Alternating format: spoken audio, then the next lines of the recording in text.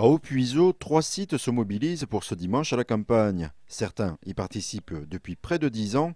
David est l'un d'entre eux, il est éleveur de volailles. C'est de plus en plus recherché par les gens qui veulent revenir à ce qu'on appelle la bonne bouffe. Moi c'est ma bataille.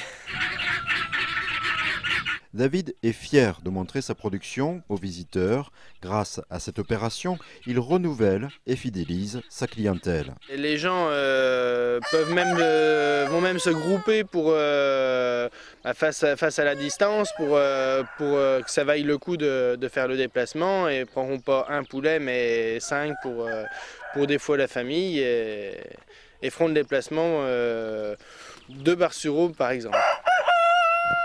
Haut-Puiseaux est également un haut lieu de la production du cidre. Gérard Haute va se concentrer cette année sur l'explication de son métier. Eh bien, on va leur expliquer les différentes variétés de pommes que l'on trouve dans le Pays d'Hôte.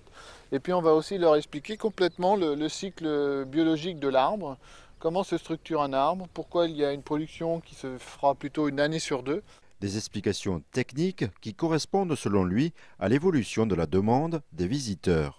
Autant au départ, ils découvraient notre région, ils découvraient les producteurs, alors que maintenant ils vont plus sur quelque chose de plus précis, ils vont sur quelque chose de vraiment plus spécifique à une production. On a revu un petit peu cette porte ouverte totalement différemment, puisque je pense que le producteur doit rester à l'écoute de ses visiteurs, et le fait d'avoir beaucoup d'exposants peut mener dans certains cas, on ne sait plus dans quelle ferme on va, et je pense qu'il faut plutôt revenir sur des fondamentaux comme l'accueil, comme la découverte d'un site. Autre site de production de cidre et jus de pomme, l'asinerie de la Valentaine profite de l'opération pour proposer ses activités d'été, dont des balades avec des ânes. On a des petits dépliants, des petites cartes publicitaires pour annoncer nos activités et des visiteurs nous demandent de la publicité pour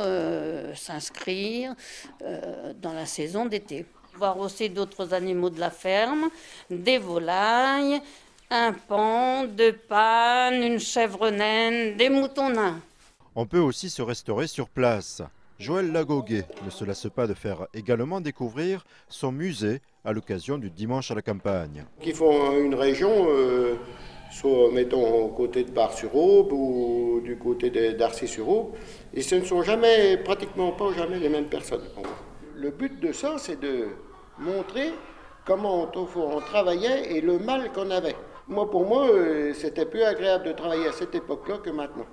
Point commun à l'ensemble de ces agriculteurs, une certaine fierté à partager leur passion et leur savoir-faire tous les ans avec les visiteurs.